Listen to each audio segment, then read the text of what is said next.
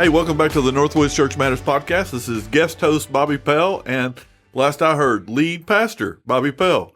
And I am with three elders who I have the opportunity to just sort of do a Meet the Elder podcast. And so I want you to be able to get to know these guys. I'm with Carey Bockting. Hello. Ivan McDonald. Hey, guys. And James Sanders. Howdy. So, all right, let's talk. Some of these guys are a little more. James, is this your first podcast ever? It is. This is my first one. Yeah, well, there you go. We'll have fun. All right, so where did y'all grow up? Anybody? Go ahead, Ivan. So I grew up in the north side of the county, right out near Darmstadt. Carey? I grew up in Newburgh, migrated to Evansville for college, marriage, and work. I know your mama is not from the area. Yeah, so fun fact, she's born and raised in Louisiana. My grandparents moved here when she was in high school. She fell in love. They moved back home and she remained here. So thankfully she did not return home with them. Otherwise I would not exist. Yeah, preach. I'm glad she didn't move home either. There you go. How about you? Well, I am from the booming metropolitan of Crab Orchard in southern Illinois. And let me tell you, when I say it's a booming metropolitan, probably nobody out there has ever heard of it before because it is a town so small that in my graduating class, we had 35. Yeah. So I always tell people normally when they ask where I'm from that I'm from the Marion area because that's the more recognizable town. Yeah, very good. 35 in your graduating class. Were you in the top 10% of your class, James? Yes, I was. Well done, James. Well done. Well done. Okay. So tell me about your family, guys. Carey? So I guess I dipped my toes in that a bit. My mom's history. The rest of my family's from the Evansville area. Married to my wife, Katie. We have two kids, two daughters, age 11 and 8. Mm-hmm. And don't get me wrong, are the love of my life, but that sort of makes up our life. Yeah. So Katie was a part of NorthWoods well before you were. Yep.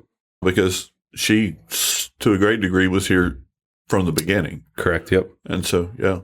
Ivan? So mom grew up in Kentucky, born in Florida. Dairy farm, moved to Kentucky, little county, Hart County, Kentucky. Came up here for schooling and work. Mm-hmm. Went into the medical field. Mm-hmm. My father lived here his entire life, farming, agriculture, and then went into the banking industry.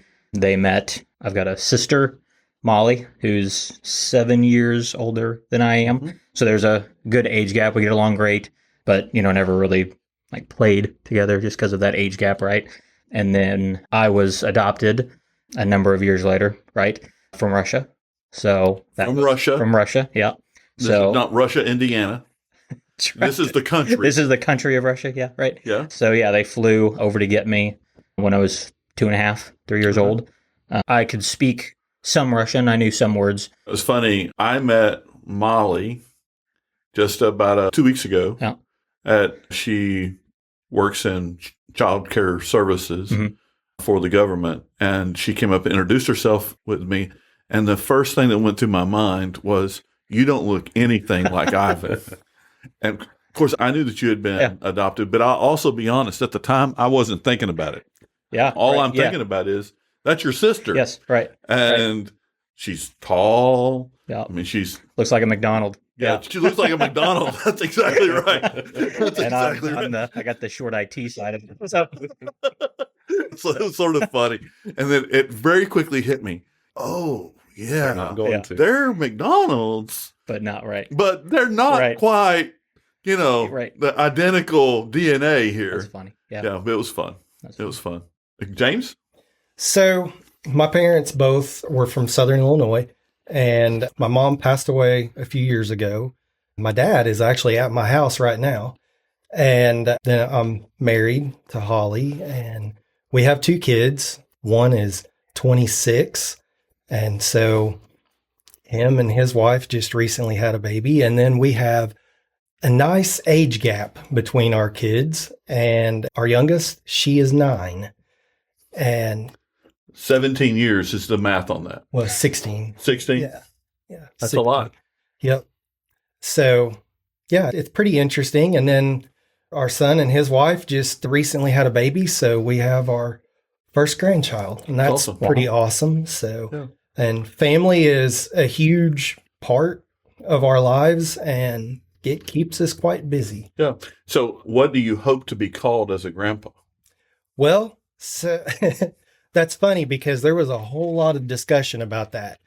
Holly was the one that really wanted to be called something neat, but I was just like, I don't care as long as she calls me something. I don't. Yeah. But Pops is what we're landing. What they came up with. Good. So Good. So I need to go back to you for just a second. Okay. You are married. I am married, yes, to Rebecca. Yes. Not that I left her out. I just wasn't including her yet. But yes, I am married to a wonderful woman, Rebecca. Met in high school, dated, and then got married. So How long have you been married? 5 years. 5 years. 5 years. Yeah. Good. Good. I'm trying to keep everybody in an appropriate place. Okay. So that whenever your spouses hear this, that everybody's okay. All right. Right. So that's my hope. All right. So let's ask this question. Tell me how you have fun. Like I said a bit ago, a lot of my time is spent doing children things. One tumbles and does jump rope activities. The other is in gymnastics. But I like to cycle. That's what I do for fun. Cool. Cool. How often do you get to be able to do it now in the midst of all the busyness? Once a week, if I'm lucky. Okay. And then obviously that's a weather permitting activity as well. Yeah. So When you go, how long? how many miles? Yeah. 20 to 30. Okay. That's good. Mhm. That's good. And you live east side? Yeah, far east side. Okay. Behind Cracker Barrel. Oh, yeah. It's good. Good. Ivan? Yeah, so I have ADHD. Yeah. So I just do a lot of things, right? Mostly with my hands, outside, in the shop, tinkering, turning wrenches, building things. I spend a lot of time here at church, right? Yeah, Working that's on right. things. I mean, That's right. constantly improving audiovisual or tech things. So yeah, I'm mostly on the go doing things somewhere. That's good. That's good. And let me just say, Ivan leads our media team and does a great job. Thank you. So, James? Well, I would start off by saying my wife says that I don't do anything for fun. No? She used to jokingly call me a stick in the mud. Yeah. But what I really enjoy doing is tinkering with things like Ivan was talking about, but also I really enjoy gardening. Good. Yeah. That's a win. Yeah, Do you guys have a garden? we do. I have about 5,000 square feet of garden. Oh, wow. That's okay. Yeah. That's a lot. Yeah. That's a lot. Anything fun? Just mostly squash, Yeah. sweet corn, beans, carrots, cucumbers. The whole grocery To store. Yeah, I mean, I actually do try to raise the vast majority of produce that we have. Yeah. Can it and everything. So. Oh, that's awesome. You just added like 7 years onto your life by doing that. Who needs fresh time when you have James Sanders? I'm just saying. That works. So, how did y'all get connected to NorthWoods? James, you want to go first? Okay, so we first moved here to the Evansville area in 2015, and we just went down the list through the SBC's list of churches, and we went to a lot of churches. For those who are listening, like, what part of town are you living in? So we are between Mount Vernon and Evansville, so it's approximately, with the construction, it's a little different right now, but normally it's about 45-minute drive. So to get here today, it took me right at an hour. Yeah, right. Wow. Right. But yeah, so we tried several different churches, just never really found any that was a good fit. We came to NorthWoods for a little while. I think somewhere around 2016 or 17, Yeah. we came. And then we were just like, it's really nice here, but man, it was just such a drive. So we tried a few other churches, but every other church that we went to, we found ourselves comparing it to NorthWoods. And so we finally decided, well, I think NorthWoods is where the Lord is leading us to go. And so that's when we came here, and we joined in 2021, I believe. Yeah, very good. When I see y'all here, I do recognize the sacrifice that it takes for y'all to get here, because the average person who comes isn't driving 45 minutes to an hour. Mm-hmm. And so that's a big deal, not a little deal. I'm grateful that you're here. Yeah. Ivan, how'd y'all get to NorthWoods? Yeah, so that's a fun story for the McDonald's. So, like, I grew up CFC. Yeah. Rebecca grew up at Crossroads. I followed a pastor from CFC, then followed another pastor. And so NorthWoods is like my fourth church. Mhm. I'm not that old, but so Yeah. Rebecca's brother-in-law got baptized here one Ryan Sunday. K. Ryan K. Yep, was getting baptized and invited us to come watch that. And so I was like, yeah, we were at the same time not looking for another church, but we were putting our current church, reviewing it. And so came that Sunday, attended, and it was like a body slam moment for me. It had been a while since I had been in a church that it really made me stop and question some things. Like, am I really fit to take communion? Am I spiritually at a place to come to the Lord? Am I doing what I need to do as a man, taking care of business, and acting like I should? And I just couldn't get that out of my head all week.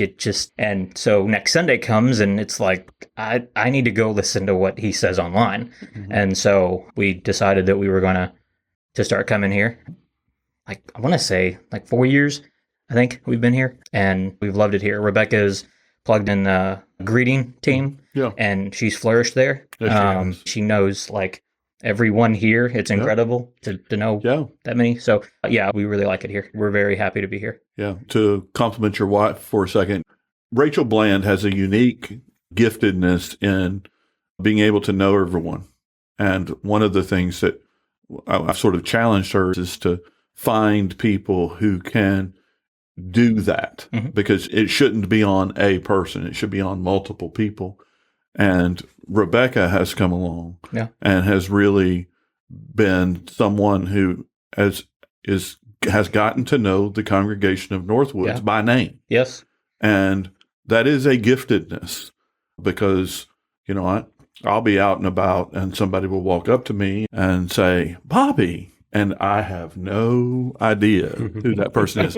And so I'll be with Amy or Garrett, and they'll watch me because I'll say everything but their name. Because I just know I'm in trouble. You're grateful for people who, when they come in, they call you by name. Mm-hmm. It's a big deal, and it's doing very well. Yeah, great. Carey? So my senior year of high school, the church I grew up in went through a church split, so that would have been 2004 or 5. I can't really remember if it was in the fall or spring, but that sort of led to going to a series of churches afterward, trying to find a new home, if you will. Sometime around 07, 08, started attending NorthWoods with Joel Sisko. His parents had landed here. Yeah. Donnie and Cindy. Yeah. And Nathan Schroer was leading a college group at the time. Started attending that, and that was sucked it in like a tractor beam. Yeah, that's great, man. That's great. For those of you who don't know, Nathan was really head of our Newburgh campus as well. He was served on staff here, worked for the Evansville Police Department, passed away with leukemia in, I want to say 13 or 14, in that area, maybe 13.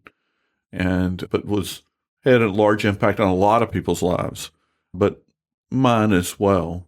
Largest funeral I've ever done in my life was Nathan Schroer's funeral, held at CFC, but the Evansville Police Department came. It was a massive funeral. So, yeah, it's good. What are you excited about concerning NorthWoods Church? You're all serving as elders, and I'm grateful for your service. But when you think about what's going on around here, what are you excited about? Not everybody at the same time. I'll go first. Sure. Yeah. I think it's really cool how all of these doors have opened that, the leadership did not go looking for. Right. I could, Carey and I can probably remember polyglossia when that started. That was just... for those who are listening, what's that? So, yeah, polyglossia is I'm going to call it AI. It's not really, it's Amazon, but it's a service that listens to our audio from Matt or Bobby, right? Whoever's speaking, and then translates it through a app on tablets. So we give out tablets to people that need it, and it's translating Japanese, Chinese, Russian, Ukrainian, Spanish. I think at one time we've had 8 or 6 languages going at a time. So in mostly real time, it's translating audio to text in their native language. That's just cool. Yes. That's just very cool that we need that, right? Take that further. Now I'm literally sitting at home trying to learn some hello, good morning, how are you sign language, right? Yeah. And we have a deaf church meeting here that if you have been on our Facebook at all, you should see all kinds of posts about it. And if you're not a member or a follower, is that the term? What's the Facebook? If you haven't liked their page, Follower. go like it, right? Yeah. NorthWoods Deaf Church. Yeah. They would love the community. But it's a cool story to be able to, when someone sees you sign, ask, how do you know how to sign?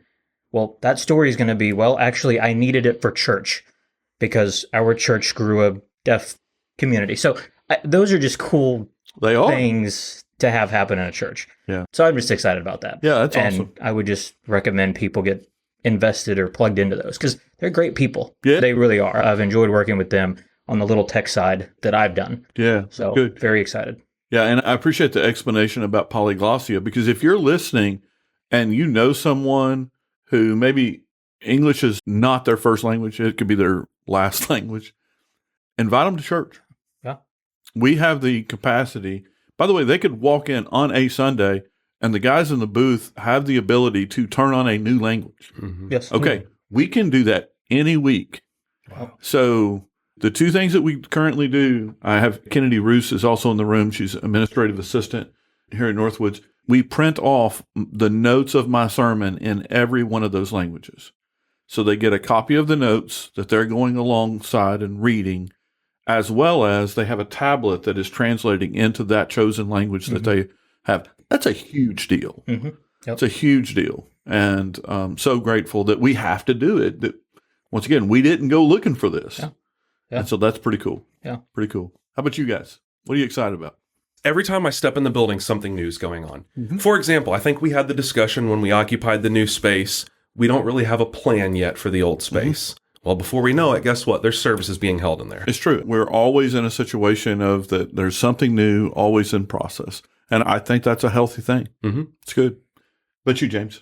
I just want to echo what Carey and Ivan both said, that it's just so awesome to see the things that God is doing, the things that we could never even dream about them happening. And yet here they are, they're happening right in front of us here. I have the opportunity because the Lord blessed me with a ministry to be able to go into other churches and to preach. So I've been into several different churches and the majority of churches around are actually in decline. But here we're growing by leaps and bounds. And there's no other explanation other than to just say, we have the unique opportunity to see what God is doing. A lot of times in life, we don't get to see what God's doing because it's all happening in the background. But we're here in the time that we get to view it. Mm-hmm. Okay, so this is where I'm going to ask one of y'all to say, hey, Bobby, you're an elder. What are you excited about? Okay. Hey, Bobby, you're an elder. What are you excited about? Thanks. That works. I really appreciate being asked. I get to join the team in answering the question. And what I would say is I have the unique position to work here every day. And I see things that are going on before like the congregation season.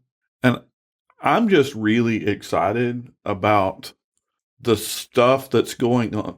A lot of times in church life, and James, you just referred to it, but in church life, what's going on behind the scenes is ugly. And there is an ugliness to sin. There's an ugliness to dealing with people that the church should never get away from. But let me just say, there's a lot of things that are going on behind the scenes at NorthWoods right now that's really exciting. People who are experiencing life change. We have probably somewhere in the neighborhood of definitely north of 20 potential people in process getting ready to be baptized. Wow. That's Okay. awesome. These are crazy conversations that are taking place. Yeah. I had someone send me a baptism. They answer the 3 questions, the questions we read for the testimony. And to be honest, they were answered very poorly. And so what do? We go talk to them again to make sure they know Jesus. Okay. Mm-hmm. So you may hear that and go, well, that's awful. I love it because it allows us to have another gospel moment that we're not dealing with what I would say is the underbelly of sin. Instead, it's the fruitfulness of the gospel.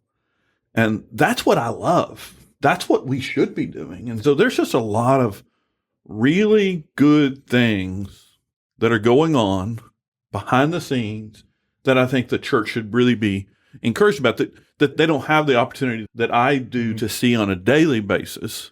But man, it's there. And to that degree, I think it's fun. It's good. It's exciting. Last question I have for you. Your elders. We serve alongside each other. One of the things that I think y'all understand is probably you understand it better than the average church member because they see me every week and not y'all, is when we're in an elder meeting, we each have the same vote. And I think that y'all would say, I don't manipulate y'all. We just talk and make decisions and shepherd the people, pray for people. And we do it as co-laborers, helping pastor NorthWoods. I can't pastor this size church alone. It's not within my capability. And so I would just say, from your position as an elder, how would you encourage the member of NorthWoods that's listening to this podcast? This is going to sound basic, right? Yeah. But really get to know people. Like as I've become an elder, Bobby, I think we've had this conversation. Like, there's a lot of pain and hurt in a church. And I'm going to say in a church, but it's really just, I think, just the group, like just life. You get a group of people in life together, there's going to be a lot of hurt and a lot of pain, a lot of sadness. So, like, get plugged in, find people that you're going to, like, do life with, do it with them. I think there's a lot of times people are like, man, I wish I had friends that came over or hung out or whatever. And it's like the same love of that you have as a child when you would go to a friend's house and play. Yeah. That doesn't leave. Yes. I think what happens is we just get like too scared to be like, here, will you just come over and hang out? Like, you know what I'm saying? So it just like find people, grow into them. Just fire your grill up and cook burgers. Like, don't overestimate the power of these things in a group of people to just pour into them, have meals, just connect. As that happens, the lobby on a Sunday will change from, hey, how are you? I'm doing good, thanks, to such deeper relationships. Yeah. And I think that goes far. Yeah, I agree with that. That's as you're saying that, and as your former table leader, I'm just now realizing we did not have a get-together this past year, and I think I literally cooked you burgers 2 years ago, and that was a blast. Hint, hint, wink, wink. I'm still waiting on the s'mores. Oh, that's good. That's good. So for those who are listening, all of these guys have families that they connect with as an elder. Do you know how many families are on your list, approximately? Families, I'd say probably 15 to 20. 15 to 20. Yeah. Yeah, and so each of these men have responsibility to try to connect once a month, but they really need to connect for sure at least every 2 months, because we're going to come together and pray every 2 months. Mm-hmm. And in theory, it's best to connect monthly. So that's true for all of our elders who are listening, or for all of you who are listening about our elders. We've asked them to try to connect monthly. And then every 2 months, they should be connecting with the membership and then asking you for prayer requests, because these prayer requests are going to come to our larger group. And that's a big deal. And that is where a lot of times we hear about, man, there's a lot of pain out there. Mm-hmm. And that's very fair to say. Yeah, but you guys, how would you encourage a member of NorthWoods? As elders, we do have the unique opportunity to connect with a group of people from the church and to serve them. And just like Ivan said, there is a lot of pain there. But I've had the opportunity to be able to celebrate with some, like the birth of a new child. Mm-hmm. I've had the opportunity to do that a couple of times. To be able to pray with someone who is awaiting test results that they don't know what the outcome is going to be. But it's not just as elders. Just like Ivan said, we need to be connecting with one another as church members, because that's what we're supposed to do. We're supposed to be able to lean on one another and to serve one another and to love on each other. And we were never intended to go through life alone. God didn't make us that way. And so having a church family is to be able to lean on is huge. And so, yeah, we need to try to connect with others within the church to be able to love on each other, to pray for each other, to celebrate with one another. If you're sitting here thinking, like, how do I connect with somebody? Here's a wonderful opportunity. We just moved buildings. I am now sitting by people that I've never sat at before. Just look at the person in front of you. Introduce yourself to them before or after. That's right. I just recently did. And in just that 45 seconds, it's awesome hey, can I share this with you? Moments that happen. That's right. Yeah, 100%. And that's a great example, Carey. That's a great example is our entire church has an opportunity because we've moved buildings to be able to connect in a way that's really removed defenses, because they're probably sitting in a new place, you're sitting in a new place, and you have the ability to say, look, if I saw you in the other building, you look different over here. Yeah. Or the reason I said that is I'm a creature of habit. I sit in the exact same seat just about every Sunday and surrounded by the same exact people every Sunday. Yeah. And now it's like, ooh, hey, we're in a new area. Yeah, that's right. That's right. That's really good. Really good. So how's that affected you, Bobby? I have to ask, because you knew your congregation impressively well and where they sat from your pulpit. No, seriously. I mean, if a name came out, Bobby said they look like this, he's this tall, she's this tall, they sat this area of the old sanctuary. Have you learned your people yet, or is it just scattered to the wind? No, it's harder, honestly. And it's harder for two reasons. The sanctuary is larger. And so, like last Sunday and the first service, I was preaching, and I really do try to get eye contact with every person in the room. I honestly try to do that. There was a visitor there. I got eye contact on the last verse I was preaching. And at that point in time, I'm like, oh, I need to connect with it. This is literally what's going on in my mind. I need to connect with them after the service. And did. But what bothered me was, how is it I didn't see them for 5 verses? I preached 5 verses and never saw them. It took the 6th verse before I ever saw them. While I hear you, you are also actively using your brain to preach. So there's that aspect of it. Yeah, that's true. That's true. But I mean, and then some of it is like Carey mentions, he's a creature of habit. And there is, I would say, about 1/4 of the church right now who are still trying to figure out where they're going to sit. Because they're moving around. And I see it. And there's a level of, I love that. There's a level of, I wish I'd choose a spot so that I can figure out where everybody's going to be. It's interesting. Eli Campbell sits my front row, second. Yeah. But then last week he was back here. Oh, Eli. Back left. Back left. And so that's just to use him as an example. Yeah. And so, Eli, if you're listening, you're welcome. But that's called a shout out. But, that's the sort of the principle of that. Does that make sense? Bobby, how would you encourage? A member of NorthWoods, thank you for asking. As an elder, I'll be a little in your face on this one. I don't want to give the connect answer, which I think you guys have nailed. And y'all did a great job with that. But I would say engage. And I mean that in the sense of, if you're attending on a Sunday morning, and I'll just give a list. You're attending on a Sunday morning, but you never go to a Bible study. You're attending on a Sunday morning and you never go to the gathering. You're attending on a Sunday morning and you don't give ever. You're attending on a Sunday morning and this is your church. You're a member, but you are disengaged from everything. You just walk in, walk out, walk in, walk out, walk in, walk out. Stop it. Engage. If this is your church, doggone it, make it your church. Take ownership and pride. Yeah, exactly right. To us, to NorthWoods, I can say to the leadership, and I say this among 4 elders, membership matters. Yeah. Right. Okay?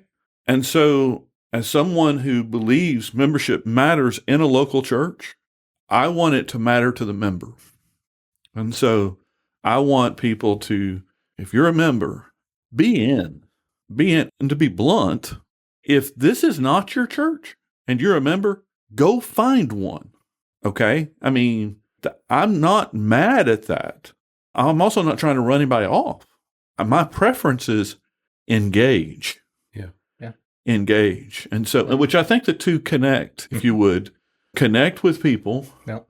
But as you're connecting with people, recognize there's a whole level of engagement that really ought to be happening within the local church, within our church, from disciple making, Bible study, join a quad for discipleship, come to the gathering, be a part of the table. Seminars when we have those. Gospel seminar, discipleship seminar. Deep dives. Yeah. We're not in a situation where there's a lack of things for you to do. And I do mean give. We don't talk about giving from the pulpit unless it's in the text. Mm-hmm. To be honest, no one will ever be able to walk away from NorthWoods and say, this is a church that's always asking for money. I mean, we're just not that church. But I would say, if this is a church that, like, it's yours, you got to give something. Mm-hmm. You got to give something. And that's fair. And so all of those things become true, and they all point towards that membership should matter. So before we close, why don't we finish with this question? This is also a question that, once again, Kennedy knows I've been asking in staff meeting. I've been asking our staff, what's the Lord been teaching you, or what is the Lord doing in your life? That's been relatively new that I would ask our staff, but I have been over the last few weeks. I've done that a couple of times now. So what's the Lord been teaching you or been doing in your life? Hopefully that there is something. And not that there aren't times, should say this, where there is silence, because sometimes there is silence. That is truth. But have any of you, what's the Lord been doing or teaching? For me, recently, it's learning the meaning of the word no. Over the past, every day I wake up, I find myself somehow busier. And probably like the last 6 months have been probably the most stressful of my life, just with everything going on in our life, and just simply taking a step back. I'm going to throw a resource at you, okay, for you to say no to. So that was hilarious. Oh, man. That was hilarious. If it's a book, it's an auto no. It's not a book, but it is a 4-page article. Okay. But it's only 4 pages. And the article is called Tyranny of the Urgent. For those of you who are listening, guys, this is an important article. I know Ivan and I have read this together. Tyranny of the Urgent. It's written by Charles Hummel, Hummel. I think it's 1 L. It could be 2. Charles Hummel, Tyranny of the Urgent. I will tell you, Carey, it will help on the word no. And it gives very practical illustrations. Okay? So great article for those of you listening. This is one of those, everyone should read it. Everyone should read it. Well, cool. I wasn't going in that looking for advice, but it's bookmarked. So. Yeah, it's good. Good. I'm going to take another hit off Carey this season for me is a little bit of slowing down, but I'm trying to focus some of the softer skills, right? And so I've kind of leaned into like managing teams, managing people, but biblically. And so some of that means like I'm doing a lot of podcasts or reading and scripture reference to how do you lead teams at church, or like the AV team, or and then carrying that into my 9 to 5 Monday through Friday. But that's where I'm trying to grow myself, is some of that softer, the patience and the gentleness and the beatitude life that as a doer, sometimes I just want to push through, get it done, get the answers, and sometimes get out of my way because I know where I'm trying to go, but work on bringing those people and those relationships with me a little more gently. Have you found that to be easy or hard to take the principles of biblical teamwork, biblical leadership, and bring it into your 9 to 5? A lot of that comes down to some things that, like Bobby, you taught me, which is like every moment I have to question, is what I'm doing, saying, pleasing to the Lord, right, at all times. If I do that, I'm golden. Yeah. In my line of work, which I'm going to say that IT is urgent. There are days that clients call with some fires. It's easy to let that slip in the emotions and the stress. And so, like, I can recall one time where there was an incident at work. It was a pretty high stress environment, and it went on for three or four days. And I was stewing, mulling, thinking, and I came home one day and I looked at Rebecca and it was kind of gathered around how I was going to respond to an event that had happened with an employee. And I just was like, I can't land on something that's good. When I looked at Rebecca one evening and I said, I'm going to go see what David did. Because in his life, he went through a similar issue. And so that's what I did. And I landed on that he prayed a lot and then just let it be. Yeah. And so that was the answer. But yeah, that's good. That's good. And for those listening, Ivan and I did discipleship with one another, and I enjoyed our time together tremendously. But he's talking about some of that's from our time of doing discipleship, which goes back to a previous question of like, if there's something I would encourage a church member to do, this goes back to engage. Because if you'll engage in discipleship, okay, that's a big deal, not a little deal. And so engage, big deal. James? So the Lord has really been laying it on my heart more along the lines of ministry more. I already have the opportunity to go and to fill in at different churches to fill the need at different times. But it's really lately been more, and I've talked to you about this before, Bobby, about people that are trapped in false religions. Yeah. It started out with Muslims. As I studied Islam to learn more about that, it's kind of evolved more just into all false religions. I have neighbors across the road that are Mormons, great people, fantastic people, but they are so blind. The devil, he comes to lie, cheat, and steal. Yeah. And the Lord has just really been laying a burden on my heart for people that are just, that they are trapped. I'm grateful that the Lord is at work in your heart for you to help minister to those who are deceived and helping them bring truth to their lives. Praise the Lord for that. Amen. Yeah, it's kind of a struggle because it's what do you do with that? Yeah. Where do you start? Well, I think what you do is exactly what you're doing, which is you learn and you engage and you push people towards Jesus and the truth of who Jesus is. And that's a win. That's a win. Amen. Amen. All right, Bobby, your turn. So what's happening in your personal world?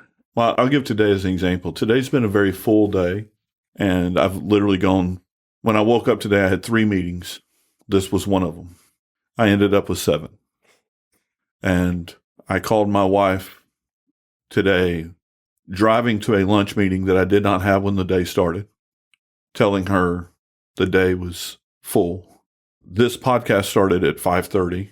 I got home at almost 4, and I literally went home to take a nap because I was so fatigued.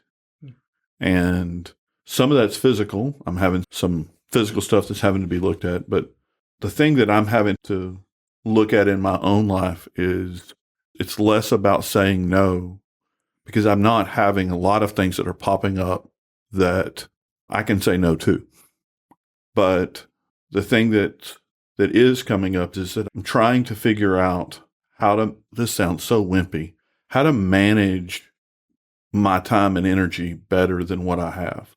I'm very grateful for our staff. I'm giving them as much as I can off of the things that would be coming my way. I'm trying to give it to others. But I think of Matthew 11 verse 28 says, "Come to me, all you who are weary and are heavy laden." That's King James. "Come to me, all you who are weary and are heavily burdened, and I will give you rest. Take my yoke upon you and learn from me," Jesus says, "and I'll give rest for your souls. For my yoke is easy and my burden is light."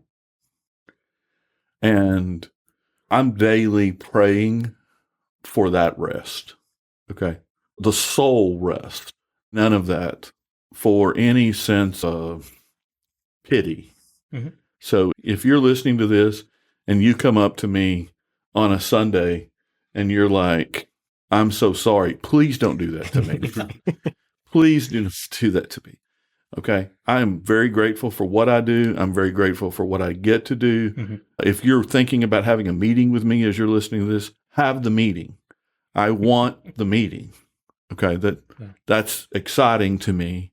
I enjoy that. But what I am having to manage is managing time, energy, and finding the rest that is found in Christ and physical rest.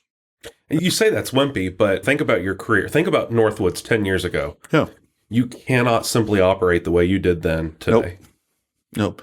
And to be blunt, Carey, it's just not the same church. Right. That's what I meant. Yeah, it's just not the same church. And what I have fought for, and I think we've done well at, is make sure that the mission's the same, the vision's the same.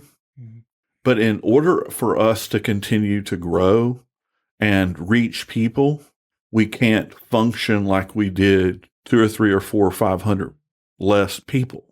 Mm-hmm. You actually have to start functioning like you have 100 more people than you do. Yeah. You have to be thinking forward rather than living in the past, which goes to, like James was talking about, the churches who are in decline are oftentimes thinking about 20 years ago when the church was full. Yep. And I think not only can we not think about that, whatever was true in our past, we have to put ourselves in a situation that just organizationally, we are moving forward. And the great thing is that the scriptures give us flexibility there. Mm-hmm. The scriptures don't tell us exactly how to operate. Yeah. We have a lot of flexibility within the Word of God and about operating procedures. Yeah, it doesn't say sing 3 songs, when have you a sermon. 600. Yeah. And then an invitation and everybody leave. Yeah, that's exactly right. That's exactly right. Which I think, to that point, I think that's one of the things NorthWoods has done well is, to be honest, when someone comes to church at NorthWoods, they have no idea what's going to happen that week. Right. For the order of You service. got the tech team on our toes, that's for sure. And I think that's fun. I think it's good that the church doesn't know. Is the announcement going to be live? Is it going to be in video? How are we going to handle it? Are there baptisms? Will it be at the first of the service? Will it be at the end of the service? Will it be in the middle of the service? Well, you don't know. Come to church, you'll see. Beach ball Bobby comes out every once. That's right. That's right. Not throwing it around among the people, but pushing it down the water. That's exactly right. That's exactly right. Yeah. That illustration worked too, man. That's suppressing the truth. So, hey guys, thank you guys for coming. This has been helpful. I think anytime we have a new elder, it's wise for our congregation to get to know them. I'm grateful to have this moment with y'all. And thank you for serving NorthWoods Church.